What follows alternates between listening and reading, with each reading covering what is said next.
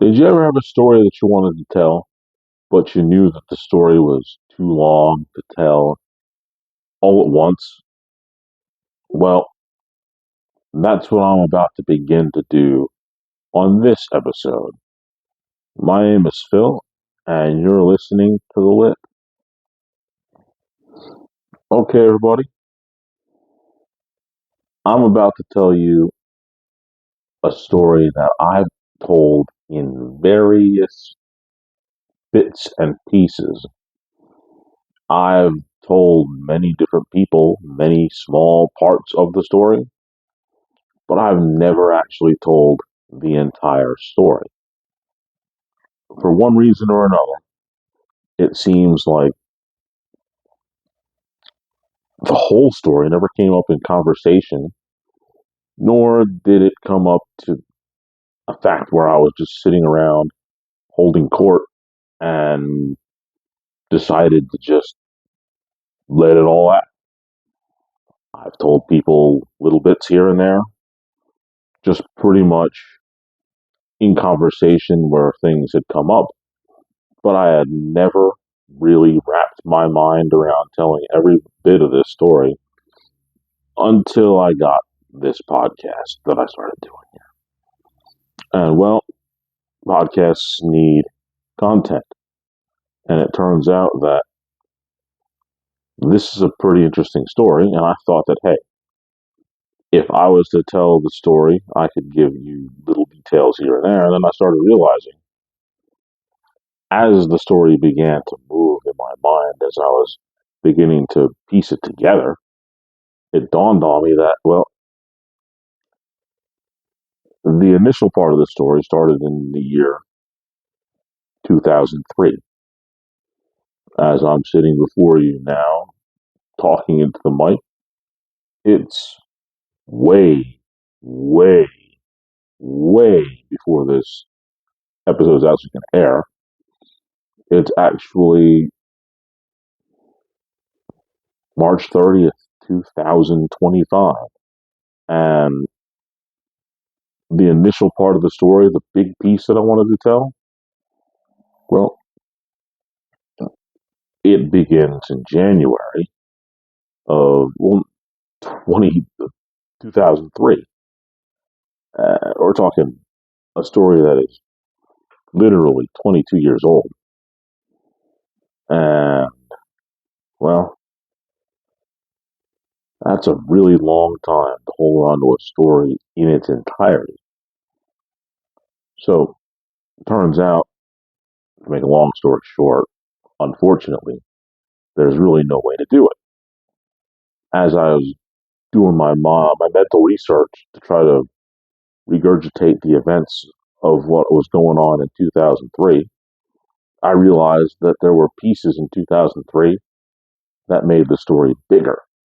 And then it started to expand and it started to change. And then I realized as I was going through all of 2003 to get to the main body of what I wanted to tell in the story, I had what I call a light bulb moment.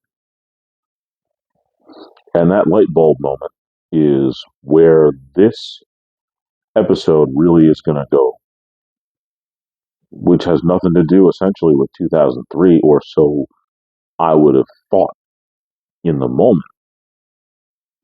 But the story I'm going to tell now has everything to do with 2003.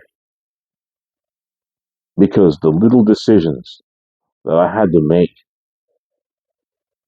the events, if they had changed in a different way, my story in 2003 would have gone a lot different. Now, as I'm going on, the question you may ask yourself is, when did that story begin? Well, it began in 2002. So, very literally, I said it once and I'll say it again. Without the events that happened, the decisions that I made and others made,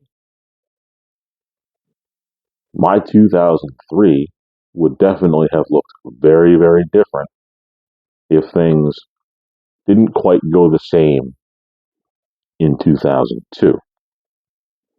And so that story that I wanted to tell from 2003 really and truly begins in 2002. And that's what I'm about to do. I'm going to tell you the first part of this bigger story, and we're going to see just how far I get today. And if necessary, I have no problems expanding this so that I can get this whole thing out there for posterity's sake, as they say. Get it all out there. Put the whole story together, all the little nooks and crannies, because I figured very quickly as I was doing, like I said, my mental notes for this story, that if I didn't discuss what happened in 2003, or rather in 2002, it really truly makes the events of 2003 irrelevant because they're both interconnected more than I ever even really thought about, just based on the mental notes that I was taking. So sit back for a little while and let me tell you this story, which begins in 2002. But first, it's time to fill in the blanks. Here's the question for the fill in the blanks. What made me take so long to tell this story on the show? Well, if you want to know for sure, the answer is not quite as entertaining as the story is. The blank of why I didn't tell this story sooner on my show is, well, I simply never thought about it. I never really thought about it. Like, I knew it was a story that I wanted to tell, but when I started my show 4 years ago, nearly by this point, I never really thought about telling this story. But now I realize that it's a story that I personally want to tell. And so here it is. The question, why didn't I tell this story earlier in my podcast? The blank is filled in by, well, I didn't really think about it until now. And so I'm going to ring the bell and begin the main event. Okay, here it is. The story that I can't wait to tell. And I'm going to start this by saying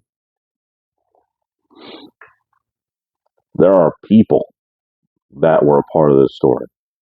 And those people are people that I respect greatly in most cases, and very limited cases, people who I don't really like very much. I want to put that out there. But of course, because the people who I don't really like very much, I don't really care about them. I just need them because they're part of the story. But the people who I do like, who are in the story, I want to give them a little bit of their flowers for being a part of my life and in this story. But I want to respect both sides' privacy, those who I don't like and those who I did like. And I have decided that in order to do that, I need to tell the story with names so that it flows a little better. But the names that I'm going to use for the people in the story are not the names of the people who were actually in the story. So let's get this right. When I speak a name, that person did exist, but the name that I gave them is not their name. Now, if those people were to actually listen to this and remember back to me telling this story, they would possibly be able to identify themselves. But if you didn't know the people who I'm talking about in the story, you're not going to know who they are. I'm perfectly okay with that. Just know that these people did exist, and the names that I'm giving are not their names. So you can look those people up and say, oh, look at this person. I know who that is. No, you don't. You probably won't. Like I said, unless you actually were there, you wouldn't know. And here it comes, the story of my personal 2002. I have to start it off right in the beginning, in January. Here I was working at Wawa, like I had said I had done for many years, and I've mentioned that quite frequently. But here we are. It's January, and it's Wawa, and I'm standing there. Now, I have not become a manager yet. I am at a position called shift runner. At the time, it was a spot where you are a regular employee who's given the ability to count the safe and maintain control of the safe and actually be the person in charge of a shift at Wawa. Now, you are not a manager, but you are essentially the person in charge of the store during that time. And the reason that position exists is on nights or days where an actual manager isn't present, you can actually be the person who runs the store. And in 2002, that's a position that I held. Shift manager, essentially. A shift runner. I was not in management yet. Now, at the time, I was actually working a shift with somebody who was in the first level of management. We'll call her Joan. Joan had been a manager for, I think, maybe a year or two at this point, and she knew what she was doing. The position was called customer service leader. Wawa no longer uses that position in management, but that's what we were.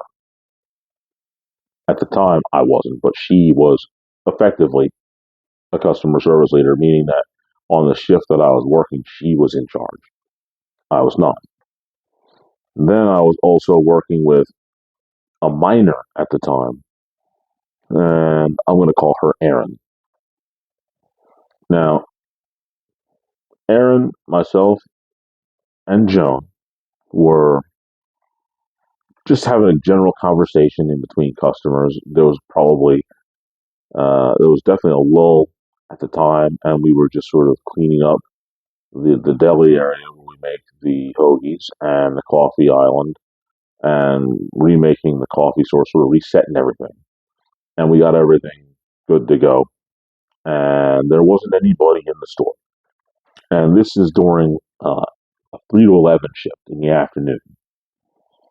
And we had just kind of gone through that rush of people who come in after work. They pick up dinner, cigarettes, coffee, stuff like that.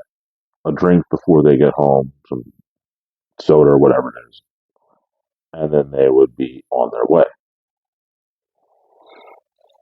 At this time, Joan and Aaron and myself were just sitting back and we were talking about some pretty interesting stuff. I thought it was a good conversation. And the conversation was about two things specifically that were kind of neat. Aaron was talking about the fact that she had lived in Florida for years before she came up. And Joan was saying that going a vacation on Florida wouldn't be a bad idea. And we started talking about how vacations are fun and at times. And I was like, well, I was explaining that I hadn't been in Florida for a long time, but I had gone to Disney World years and years ago, and just explaining how it's not a trip that I would be overly interested in taking.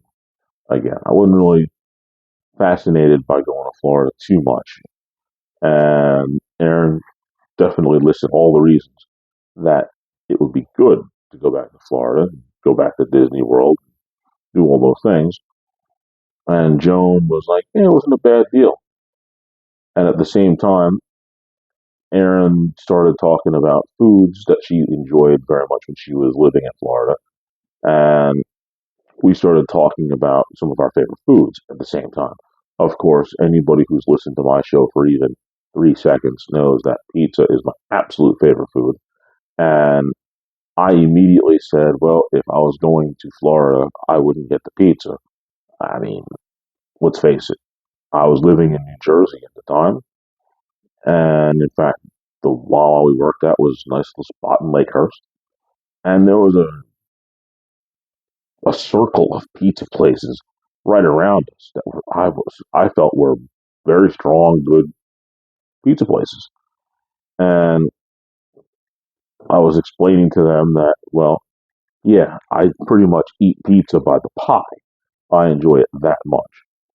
And they're like, by the pie? I'm like, yeah, yeah, I eat it by the pie. It's terrible, but I do. And I just love it like that. And I would eat it by the entire pie. I'd go by the whole pie and I'd eat the whole pie. It'd be gone. And through the course of this time, we're talking probably a nice little break. It was a good half hour easy where nobody was actually going into the store. And in that process, talking about vacation, I was 23, about to be 24. And like I said, it was January. And the thought came to me. I said, you know, what I've always wanted to do in conversation with them. And I'm like, what's that? We're talking about vacation here.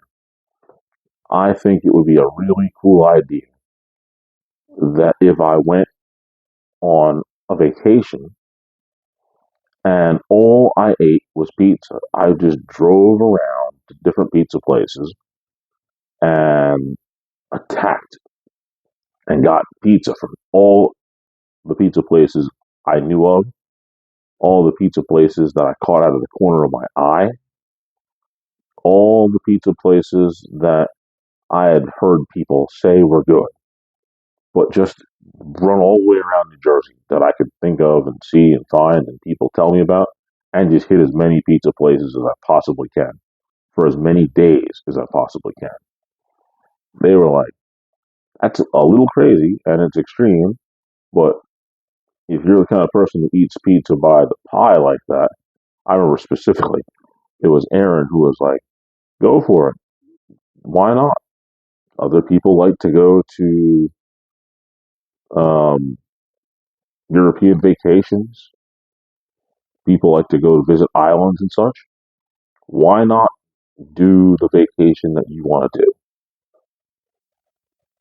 And so the seed was planted in my mind.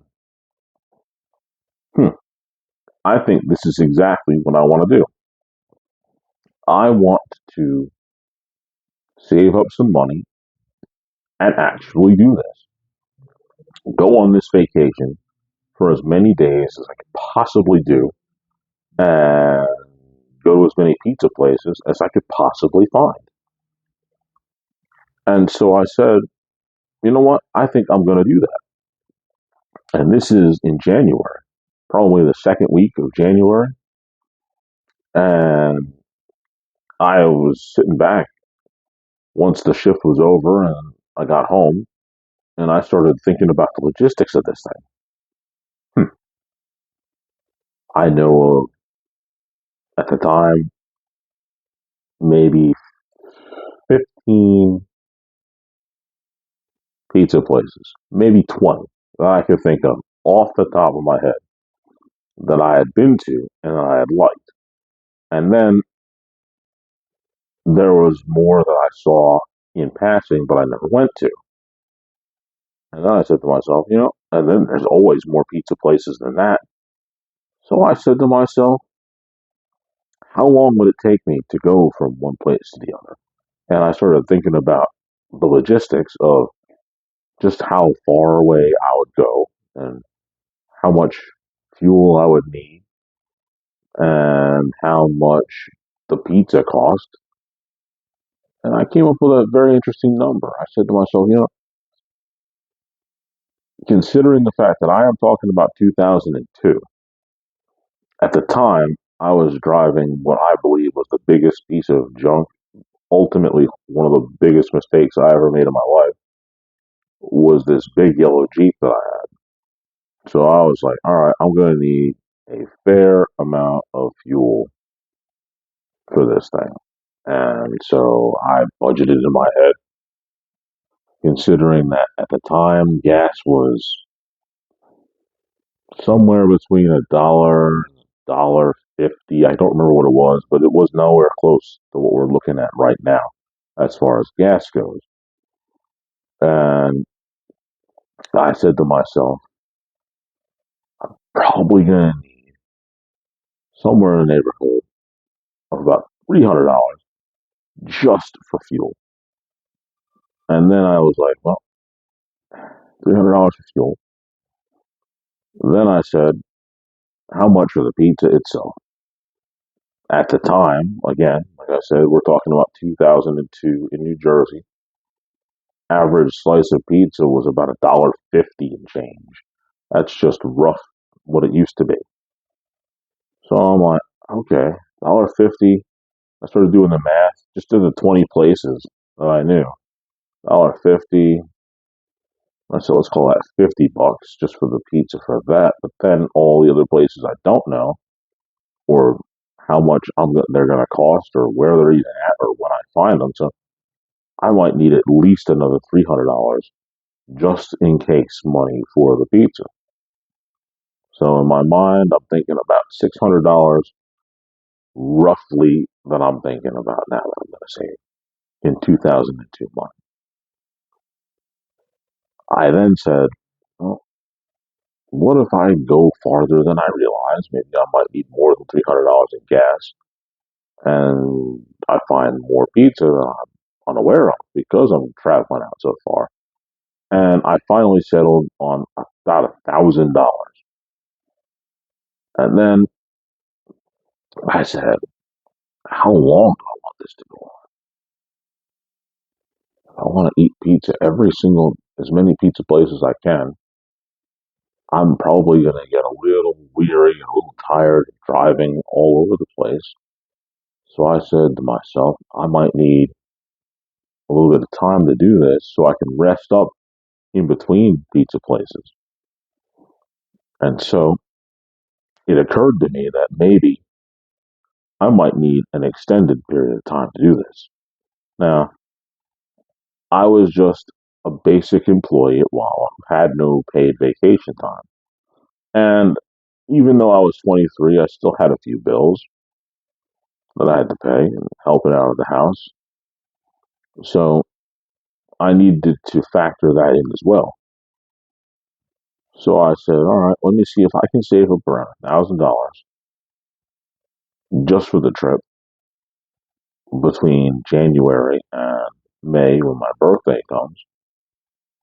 That will be the money that I use for my birthday extravaganza driving around. I'll also make sure to save money for my bills and all as well. Then I realized that if I do it right, because I don't know what the pay structure is like at Wawa now, but when I was there, it was pay every week.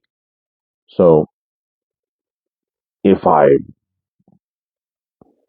do it right, I could leave before a payday and still get another payday on my trip. So I was like, all right, I can do it that way, which would mean I would have to do at least 10 days in order for that to materialize. And then the number came to me, 11. Perfect. That last day, I'll take a little break and not go anywhere unless I had a pizza place that I saw that I didn't go to. And as a result of that, I said 11 days. That'll be the perfect number of days. And so in January, as I was sitting there figuring out how much money I need and how many days I'm going to need, I wanted to figure just how I was going to make this trip sort of work. Now, I know where certain pizza places are, all the way down in Manahawkin and Barnegat, where I used to live. I knew those pizza places around there. And then there was plenty of them just in Ocean County that I had seen in passing, but I hadn't gone to. So those are all on my list. And then, as a result of me being a student who went to Mercer County College, I knew that I saw a few pizza places in Mercer County that I hadn't been to, but I saw. And then I had to travel through Monmouth in order to get to Mercer County College, and there were pizza places there that I wanted to go to. So I had to figure, okay, I'm going to be going west. I'm going to be going a little bit further south, and maybe I'll even go a little north in order to find all these different places. And of course, farther east into the seaside area, I could do that too because, well, I know there's plenty of pizza places on seaside that would be opened in May that I could go and attack them as well. I figured there would be more than enough pizza places for me to go to. Now, having said that, I was living in Manchester and in Lakehurst, which is a borough in Manchester, New Jersey. There happened to have been one, two, three, four pizza places that were right there within 10 minutes of my house. Now, because of all this travel, and once I got through all the places that I absolutely knew, I wanted to keep a couple of those four sort of sacred so that just in case I didn't find a place if I was going out, I could then revert to one of those places that were close. It was a great strategy. It was brilliant. And truthfully, it was a technique that made sense so that I had something to fall back on in case I couldn't get to a pizza place within the area that I wanted to be at. It seemed pretty much foolproof. And at this point, I felt real good about my strategy. I actually came up with a plan and time to execute. And that's pretty much where January ended. Now we go to 8th of February, and in February of 2002, it was business as usual. I just went to work. I came back. I got my checks. I saved money. I really didn't do any of the extra things that I like to do sometimes, which was just go off and just do um, and buy pizza and fast food stuff. I didn't do that for the month of February. I just held back because I knew what my plans were going to be for May. So I saved that money that I would have gone to spend at Burger King, McDonald's, whatever it was. Stupid stuff that a 23-year-old would go and buy. I didn't buy that. I just stockpiled the money because I was going to need it for May. March comes around of 2022, and I'm still working and saving. And it turns out that the store manager, for purposes of this story, I will call him Steve A. Steve A actually is the manager who promoted me to the shift runner position in 2001. And he definitely trusted my judgment a lot of times in things that I did. Now, I told him what my plans were going to be. And he was like, "Oh, it sounds pretty good. You've been working hard, really hard for the last couple months. You've been putting away money, I guess." Yeah. I told him, And he then told me that there was a new assistant manager in training who was going to be coming to our store. And I was going to meet him in a day or so. I'm like, "That's cool. I'll talk to him. He seemed like a good guy," he told me. And I was like, "Okay, whatever. I'm 23. My focus is do my stuff, get out as quickly as I can, not have to stay any longer than I have to, right?" And so I meet this new assistant manager. Now, this is still March, and we're talking in the back, having pretty good communication. He tells me a little bit about himself, and I tell him a little bit about myself. And I've been working a while at that point in time. It was going on 3 years, I believe, at that point. And he asked me, "Oh, 3 years.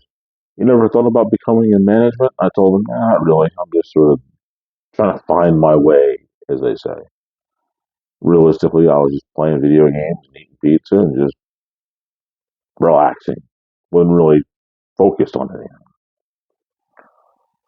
And throughout the conversation, he told me something that I really just wasn't really paying attention to. At 23, didn't really dawn on me. He goes, "Man, I can't stand my ex-wife." And I'm like, "Okay, you're telling me you don't like your ex-wife? I don't know why. We just sort of met a week ago at this point." And he's like, "Well, I don't know. This alimony's killing me. I don't like it." And I just sort of dismissed it. And I just said, "Oh man, that stinks." Moving on, essentially, in my mind. I wasn't really paying much more attention than that. I just simply said, "Moving on." Right? I didn't want to get that deep into this guy's personal life because I didn't care. Now, the transition between shifts is something that needs to be discussed here in March because it's going to be more important as I move forward. It turns out that, like I told you, my position as shift runner, I didn't actually have to run the store all the time, but every so often, maybe 2, 3 days a week, I would actually run the 3 to 11 shift, 3 in the afternoon to 11 at night. And I would come in and I have to count the save. And once I counted the save, it became mine for the shift, and I would be able to give money to the cashiers as they needed it. And pretty much that's what one of the main things that I did as a shift runner. This is where the story gets more and more interesting because a time comes through in the end of March, probably, yeah, I think it was like the last week of March. I'm doing my normal thing. I come in and I forgot the assistant manager's name, which we're going to call him. Oh, what are we going to call this assistant manager? We're going to call this assistant manager Mike. Yeah. Mike, with the alimony payments that he has to make that are breaking his back. I come in and get ready to transition from him working the 7 in the morning to 3 in the afternoon shift. And I'm here and I'm going up to the back to talk to him about what happened during the day. And he said, "Well, not too much eventful stuff was going on." And I'm talking to him about, I'm getting a little excited about what's going on because I'm about to go on this ridiculous vacation. I can't wait for it. I'm going to just take off 11 days and go through as many pizza places as I can. And I'm super excited about it. Super excited. And he goes, oh, it sounds pretty cool. I said, I've been on a vacation in a little while. Hopefully you have fun doing it. I told him, oh, I think it will be fun. Sort of a ridiculous thing that I'm probably going to only do once in my life because my plans are to eat so much pizza that I legitimately eat nothing but pizza over this 11-day stretch. And he's like, oh man, that's good. You're young, it won't kill you. And he's like, well, at that point, he tells me, you probably need a little bit of money in your safe. Just go give it a count real fast. And then if it's kind of light, just let me know. And then I'll put money in it from the inaccessible safe.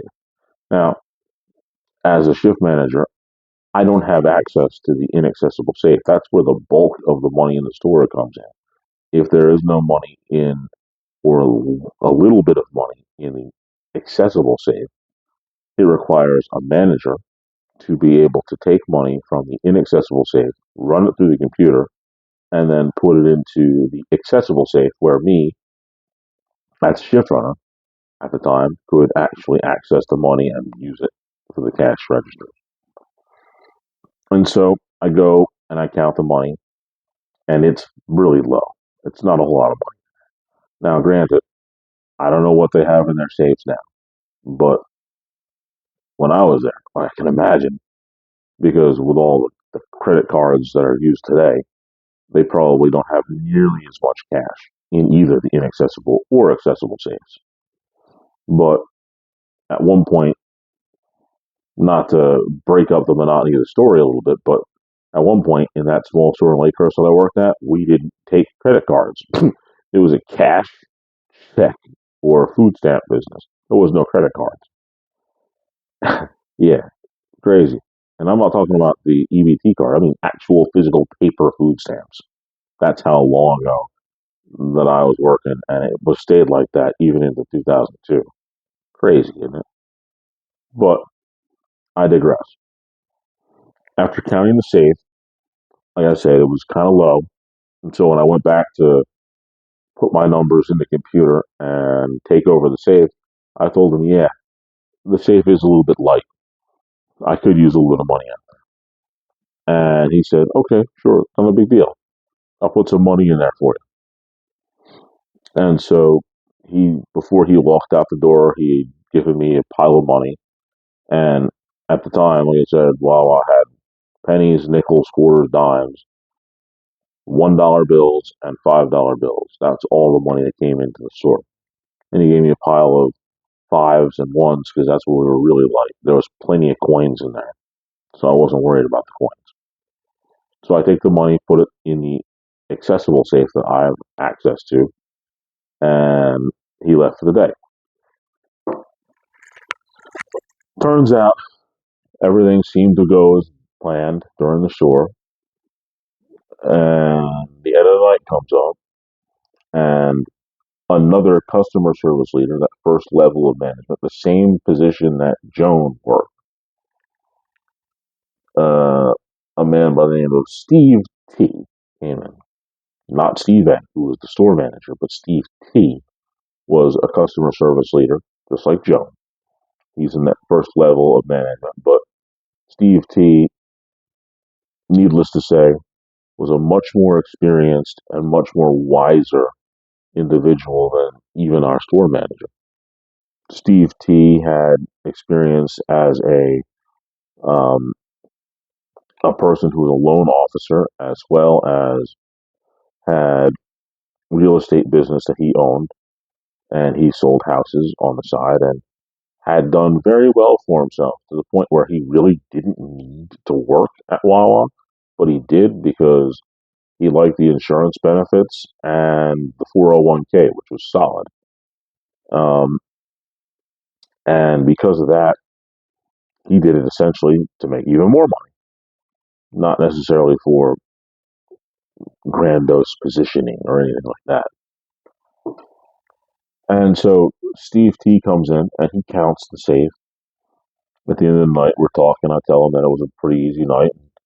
He comes back out and says, did you forget to put any loans in the safe? And I'm like, no, I didn't forget any. I don't think I did. It was a little off. He counted it again, went back, and then he said, "You want to count it yourself one time?" I'm like, "Sure, I'll count it." And I got the same number that he had, and I'm like, only thing I could think of is maybe I forgot to put a loan in. But in my mind, I'm like, oh, if I did it, it doesn't feel right. But we approved it because it turns out that if I had forgotten to put in a loan, what would have happened is the next morning, the fact that I forgot to put in the loan, the safe would have corrected itself in the computer in the back, and everything would have been evened out. And so we left it at that. And then, like I said, that was the end of March. Now, April begins, and another minor, not Aaron, a different minor. Her name was, what was her name? Uh, Jessica, for the purposes of the story. This minor's name is Jessica. She had been working there for a few months. She'd been working, I believe, if I remember correctly, she started in January of 2002. Don't quote me on it, but I'm pretty sure she started then. And she had this little Mustang that she liked, and I can't remember what the name was. She named it, but she was really, really fond of this Mustang. And unfortunately, in I believe it was early February, no, late February, early March, she got into an accident, sideswiped, where somebody hit her. I can't remember which one it was, but her passenger side door got messed up. And her focus from that point on, because she loved that car so much, was being able to purchase a new door from a junkyard and get it usable again, more functional. And she's in there with me in April, and she's my cashier. And this is now maybe middle of the first week in April. Um, and we're talking about how her car is messed up and she's not happy about it. And I'm telling her about my vacation because I don't remember telling her because we work in, because she had to work specifically the weekends because she was going to school. And it was, I believe it was a Saturday or Sunday. And I was telling her about my vacation at this point, what I was going to plan on doing. She was all happy. I thought it was pretty neat. And again, I go to the back. I get more money from Mike, the assistant manager, because the safe is really kind of limited. They in quarters this time, and I'll never forget because usually we never have to worry about quarters. It was usually a lot of quarters in the safe, but there was no quarters, and he brought me some quarters, some dimes, and ones and fives again. And I had already counted it, and he put it in there after I took over the safe. Money is inside the safe. All is well. Now, this night, I'm doing my thing again, and here comes, this is now maybe a week later from the last incident of my safe being short. Steve T comes in, counts the safe, and again, the safe is low. And I'm like, that doesn't make any sense. How is it not right?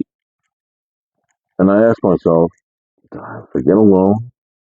And then Jessica actually comes to me and says, yeah, you actually did. There was a point where we were getting a little heavy and a lot of customers running in the store and I needed singles. And you said you'd put it in later. And I'm like, oh, I forgot to put those singles in. I did. And Steve had already begun the process of counting the safe, so I couldn't actually put the money, the loan, into the safe. So it looked like it was going to come up a little funky. And then after that, he just simply told me, you got to be more careful. You got to make sure you're paying attention to this because it doesn't look good that your safe is coming up short. This is like the second time in a week or two at this point. You don't want to have that. It doesn't look good. Be consistent. At first, I was like, I don't really care, but I care, but I don't care because I was 23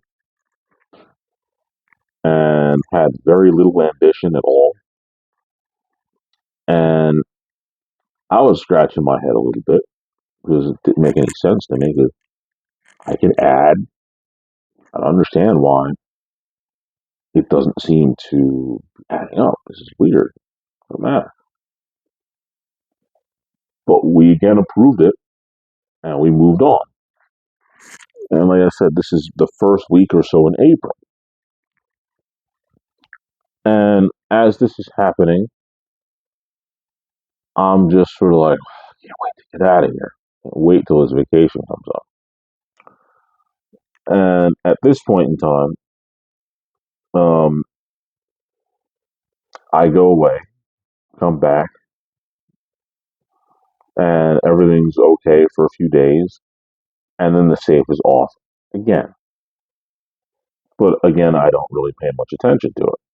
Now, it turns out that a lady named Beth, who was, well, her name is Beth now, uh, had been talking to Steve A, the store manager, and they were finding out this is a little strange. Like, why in the world is the safe off?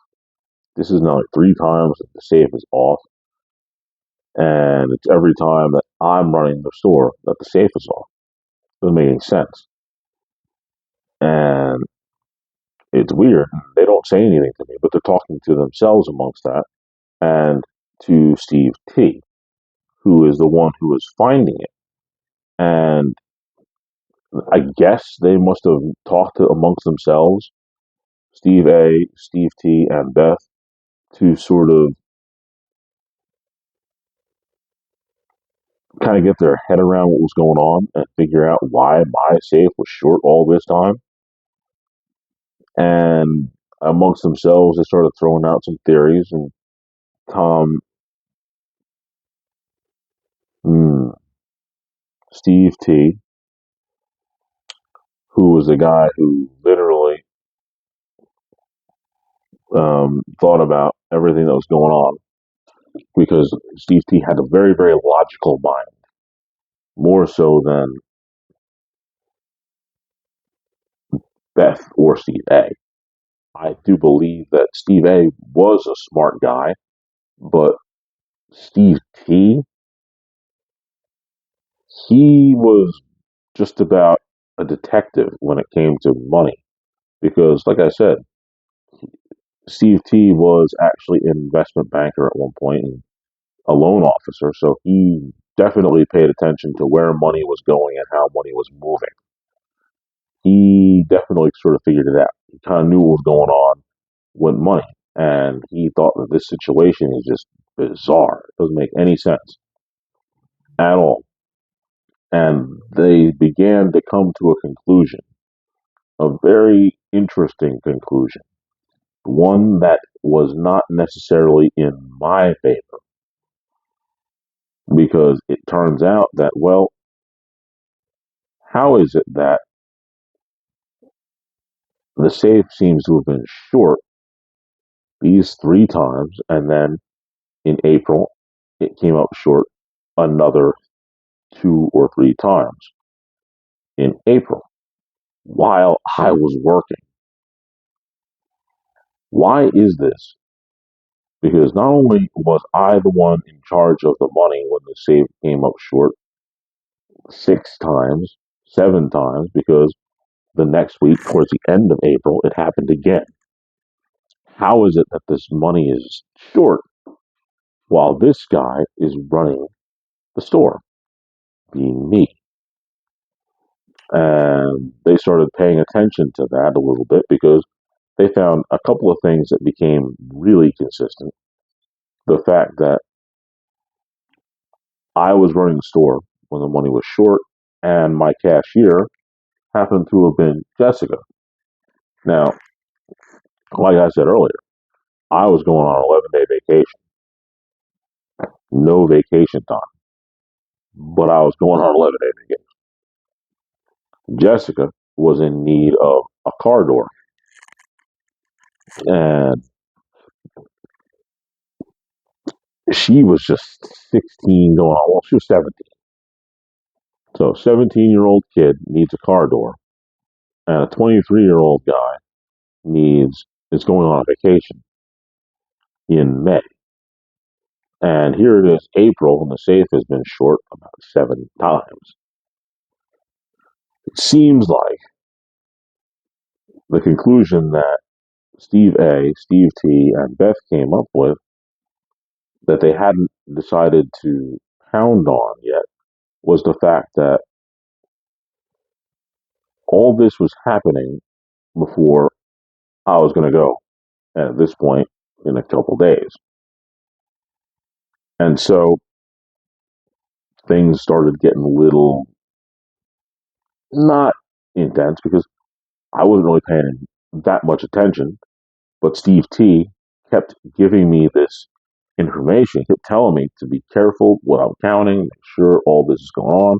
Write it down if you have to, in order to make sure that my loans from the accessible safe to the cash register were correct. And I started writing it down. And he checked it against what was supposed to have been loans from the accessible safe to the register, because even at the customer service leader level, you could still check that stuff out. And he did. And it's like, well, you made all your loans. And the safe was still short. Now, the thing that I was never even brought up to speed totally with was how short the safe was. To this day, I don't know how short the safe was. I have no idea. I never asked. They never told me.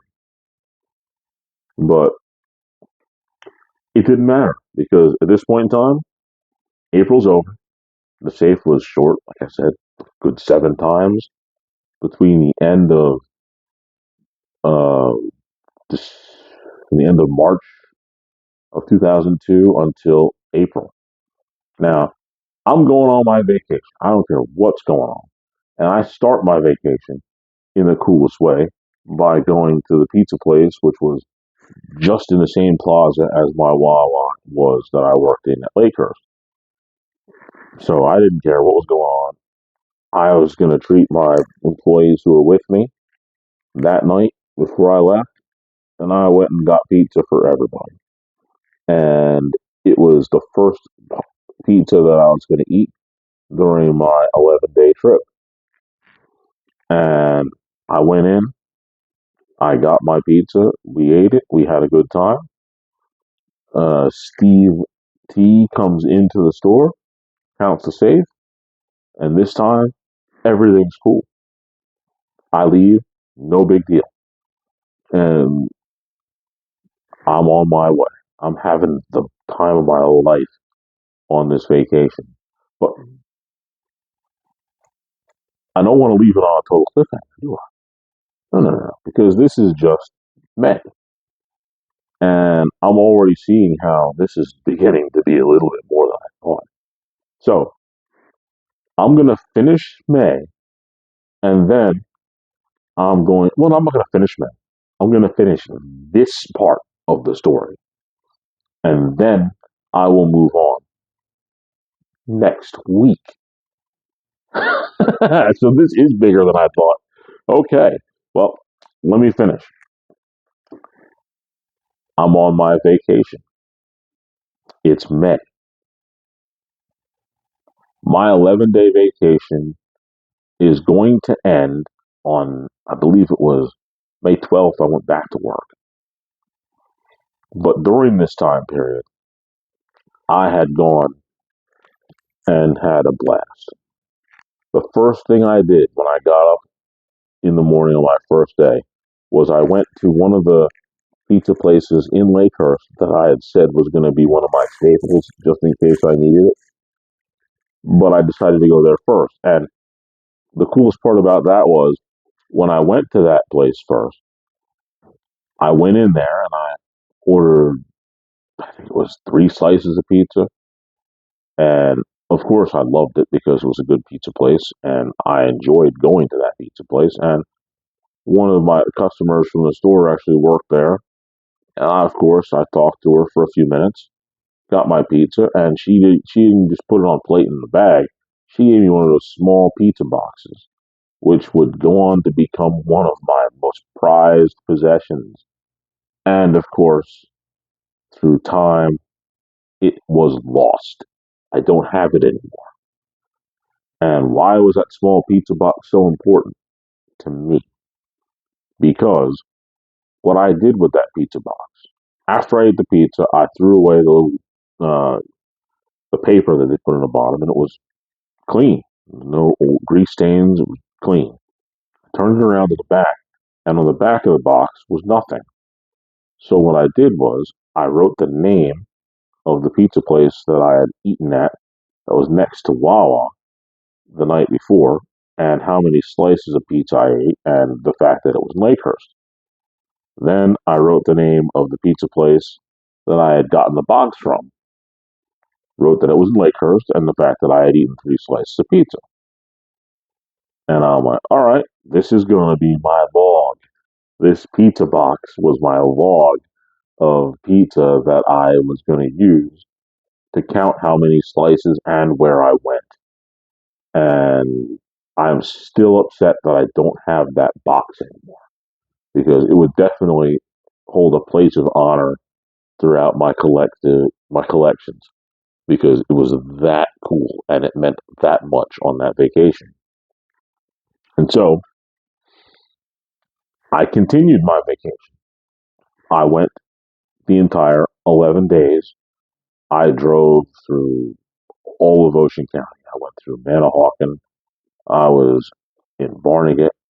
I had gone through town after town after town, Toms River, Brick, Jackson, Lakewood. These are just a couple of the places that I went to in Ocean County. Then I went to Monmouth County, New Jersey. I went to in the Freehold, Monmouth itself. I went to Mercer County again. I was in Burlington County. I went all over through about 4 or 5 counties. I even went as far as Atlantic County. Not all the way deep into Atlantic City, but just on the outskirts around there. I went down that far south. And I just had an absolute blast. I went all the way to Seaside and I walked up and down the boardwalk and I hit pizza places that I had eaten at before, and I even went to one that wasn't really my favorite, but I still went because it was pizza. Now, during that 11-day trip, I discovered something around day 4 or 5 that made the experience a lot more pleasant. And that was I can't eat so many slices of pizza every time I go to one of these places because the first night I ate 7 slices. That next day I had 3 in the first place, and then I had 3 in the second place, and then I had 3 in the third place, and then I had 2 in the fourth place, and I had 2 in the fifth place, and then I only had 1 in the sixth and seventh place that I ate in that day. And by then, I was ready to almost vomit. That's why I remember how many slices I ate because it was so difficult.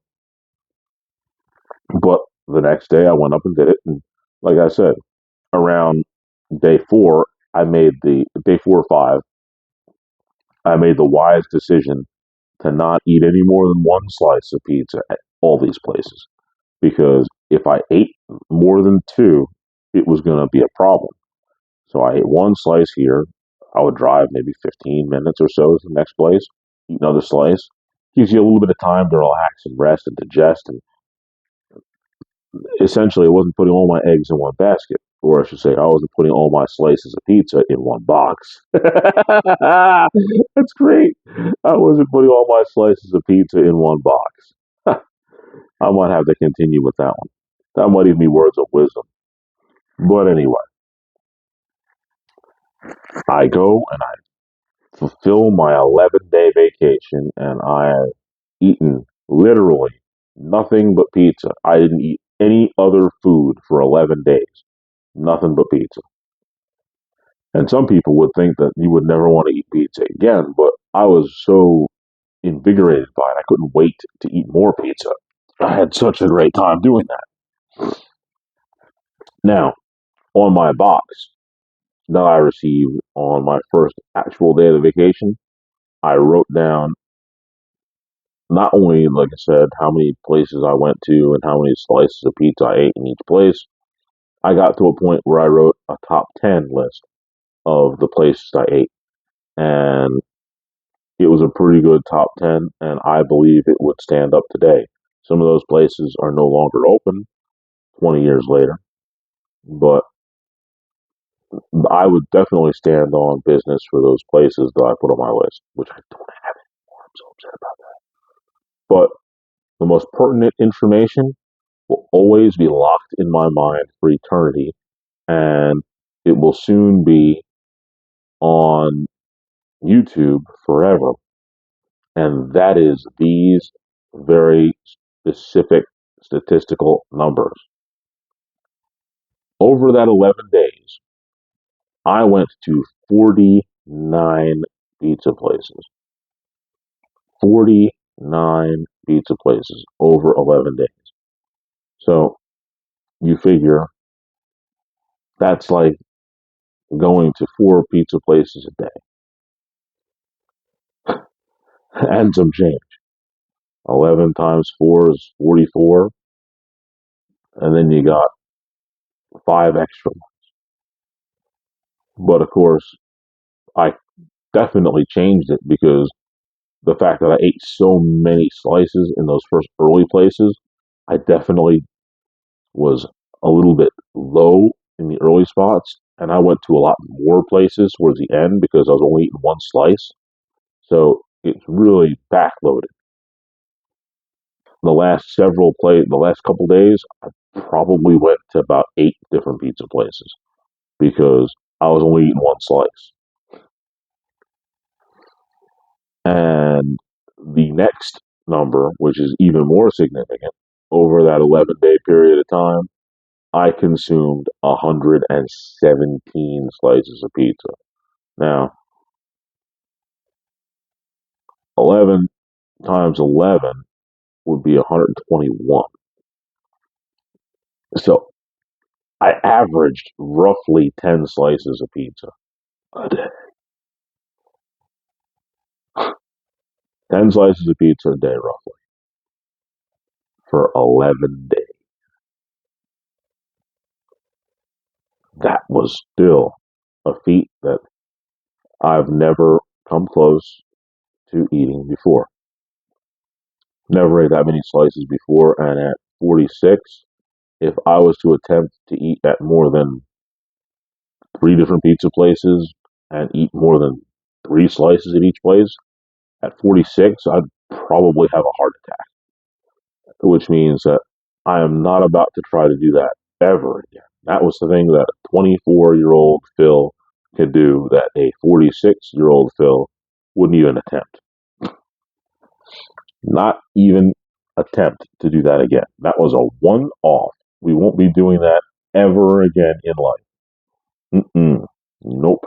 Our blood pressure and cholesterol is way too high to even think about doing an 11-day, 49 different pizza place, 117 slice run. Never. Never. But now we're about to wrap this portion of the story up. So I will need to do this another day. What happened next was I went to work. And when I went back to work, I ran into Steve A., the store manager, and Beth. And I went in the back, and Beth told me, "Did you enjoy your vacation?" I told her, "Yeah, very much did." I told her how many pizza places I ate at, and she just laughed. It was like hilarious. She couldn't believe that I had done such a ridiculous thing. Um, and then I went back to Steve A. in the office, as I was getting ready to start my shift up. And he comes to me and he says, Phil, I can't believe what happened. This guy almost ruined your life, almost got you fired. I can't believe it happened. And I can't believe we didn't realize that it was happening. And you were not doing anything wrong.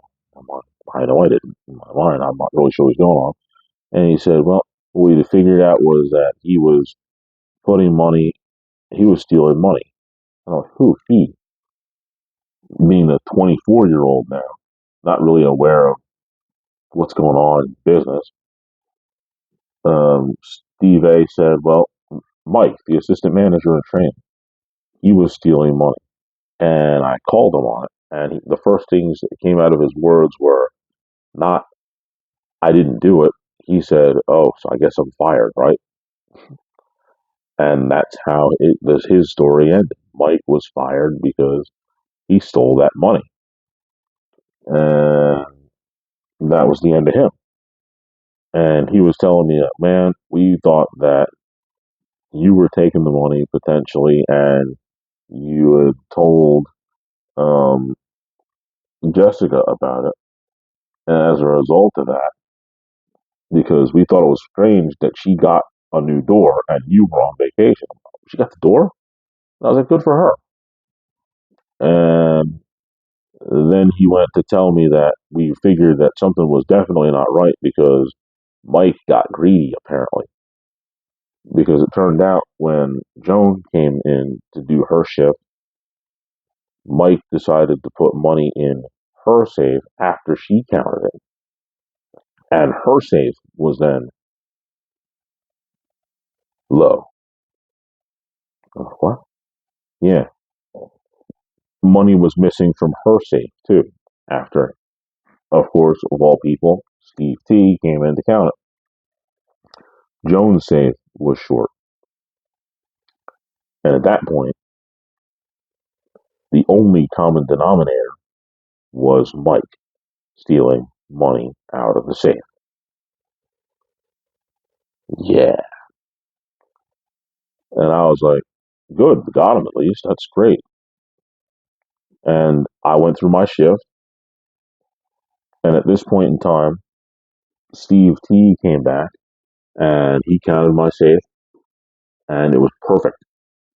There was nothing missing. There was nothing added. It was just right because Steve A put money in the safe before I counted it, and Steve T put me in the back before his shift really got started because, well, it was an overnight shift. He was working 11 to 7, and there really wasn't anybody in the store. So we talked for about 20 minutes.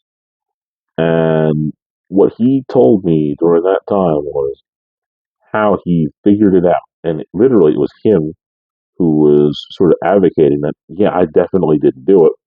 But at the same time, I was actually the useful idiot for Mike because I didn't care enough to worry about what he was doing because he was 2 levels above me.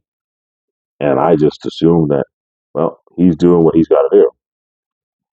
And at that point, Steve T began to take me under his wing.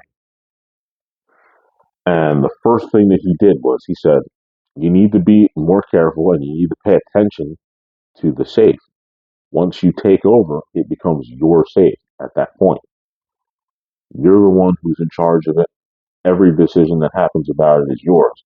So the first thing you need to do is you need to look at the money before you count it and before you put it into the computer.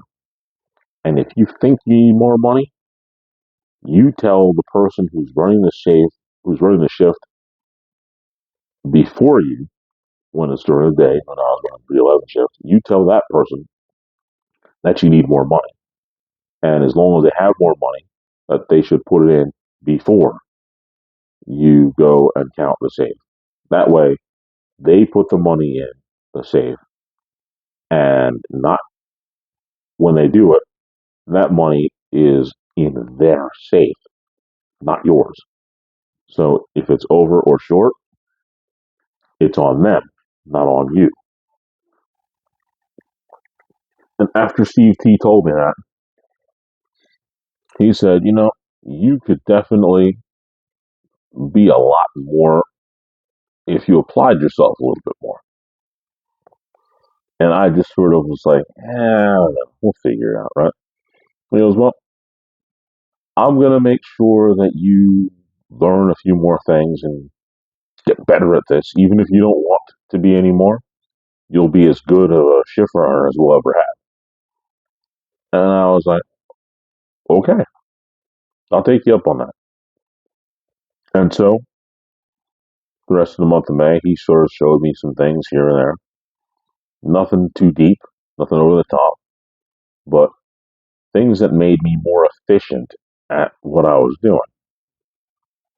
And this is where I'm going to stop right now. The 2002 story is not over yet. This is just the first part of 2002. And there is more to come. Without a doubt, there's more to come. I kind of thought that this was going to happen because that first part of the story was was pretty deep. The fact that I went on a vacation to go to 50 different pizza places, roughly 49, and an assistant manager in training was stealing money and was blaming me for it. Quite literally, the only reason why he got caught was because he got greedy. All he had to do was be patient for 12 days until I came back. Now, had he done that, like I said, things would have turned out a little differently if he wasn't so greedy and he waited until I returned to run a shift again. And he could have easily done the same thing because I wouldn't have paid any attention. I would have just let him put money directly in the safe after I counted it. And there would have been an absolute trend of me doing this. But fortunately, he didn't. And Steve T, and Steve A, and Beth really paid attention to what was going on. And during that time period when I was gone, they figured it out and they got rid of the problem. But this definitely changes the direction of where I was going to go for the next week because, like I said, I just got to May of 2022. So there's no doubt that I have a little bit more to go, even in May, because some stuff happened in the beginning of May. Like I said, my return, and this is only half of May. This is now the 12th of May, give or take, when I came back from vacation. And this starts yet another series of stories that are continuing in 2002, which are going to lead to the ultimate stories in 2003. It's crazy how it all works. But instead of going to 2003 next week because I'm not ready for it yet, next week is going to be me continuing and finishing 2002. On that note, I'm going to ring the bell and the main event is going to end, but to be continued. And so, it's time for the Spear of the Week. Now, this Spear of the Week is coming way back from 2002. I'm going to get him. He almost got me, but I'm going to get him right here, right now. The assistant manager, who we'll call Mike, I believe he is definitely the victim of this spear of this week in this episode. He deserves it. He earned it. He needed to be broken through a table because he took literally a naive kid who wasn't really paying any attention, me, and pretty much threw me under a bus. And, well, The other part of this fear would have to be myself because I wasn't paying any attention. Let's face it, 23-year-old me didn't care. I'm not going to lie. I didn't about the job. I just wanted to punch in, punch out, didn't care how it worked. That's what it was. So the spear of the week is two people. That assistant manager, Mike, for trying to ruin me, and me for not paying any attention. Now it's time to ask a question out of the book.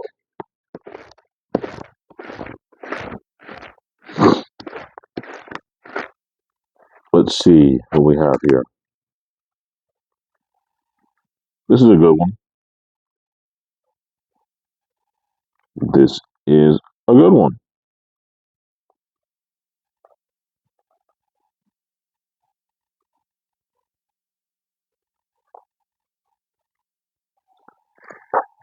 How do you feel about guys wearing pink?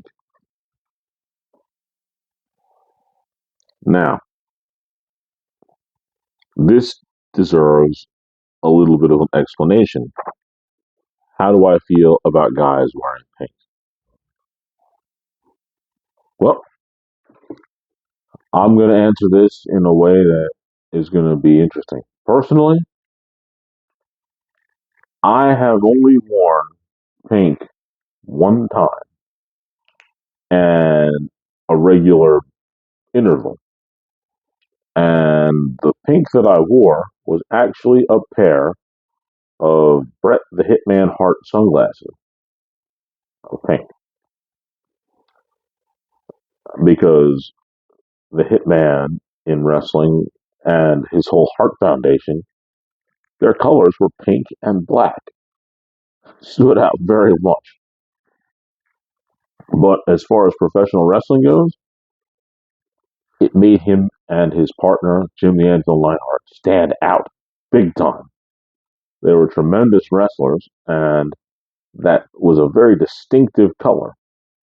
And I certainly think that it worked great for them.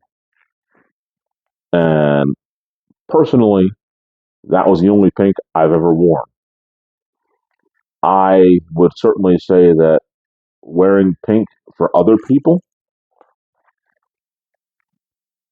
the question is, how do I feel about guys wearing pink? Well, I think in certain circumstances, it's perfectly acceptable for a guy to wear pink if he wants to. Me, I'm not going to do it, except for the Hitman shade. It's not a color that I can wear regularly. It just doesn't feel right for me to wear pink. I'm not a person who can do it. I don't think I can pull it off. It's not me. There's people out there who don't like to wear black. They feel like they're just in a funeral all day long. I'll wear black virtually every day. In fact, theoretically, I pretty much wear black pants every day. And I usually will get away with some black shirt every day. That's just what I do. There are people who would never do that. Now, like I said, in certain cases, there's guys who wear pink for Mother's Day, for breast cancer awareness. That is perfectly cool for them to do if they want to do it. And I'm okay with it. Now, stuff like salmon and other variations of pink, well, if it looks good on you and you feel confident enough to wear it, you go ahead.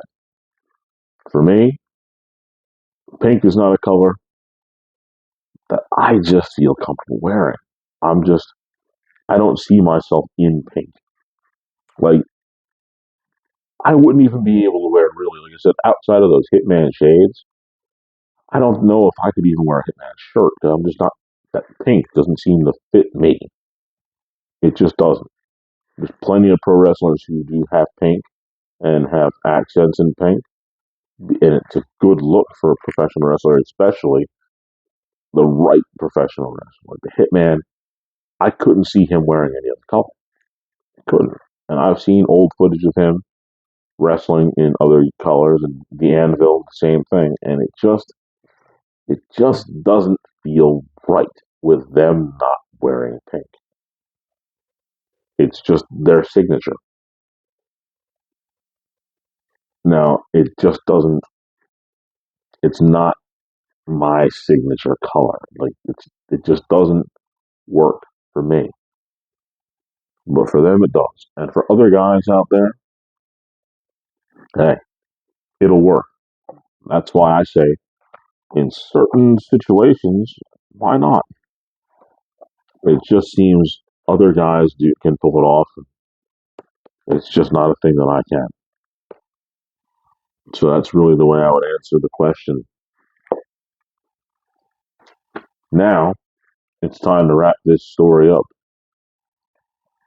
Like I said, this 2002 is certainly a lot bigger than I expected. I imagine if 2002 is going to take up this much of my time, 2003 is probably going to hit even harder. But that's okay. That's why we want to tell this story. Get it out there. Get it to a point where it seems like um, it's all together and it's complete so that I have it all down. Now, you can look at this painting that's in front of me right now. As I'm recording this on March 30th, 2025, it has a very basic name, Sunflower. It's part of what I'm calling the growth series. Now, I typically have 3 to 5 paintings in the growth series, or not the growth series, but any series in general that I make. And this is the first of that series. And I have 2 more that one that I've completed and one more that I'm working on.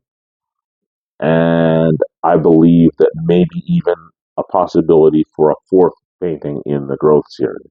I don't know, but we'll see how it comes out.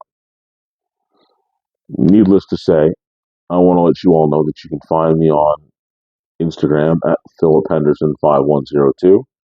Um, you can definitely check me out at our Facebook group.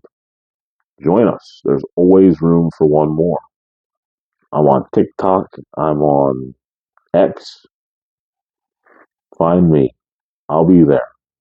And of course, as you are listening to this show, you know that the lip is on YouTube. You can find at Phil the Lip. That's my channel. If you want to listen to the archives, they can be found on Spotify. The Lip. That's the name of the show. That's where they'll be at.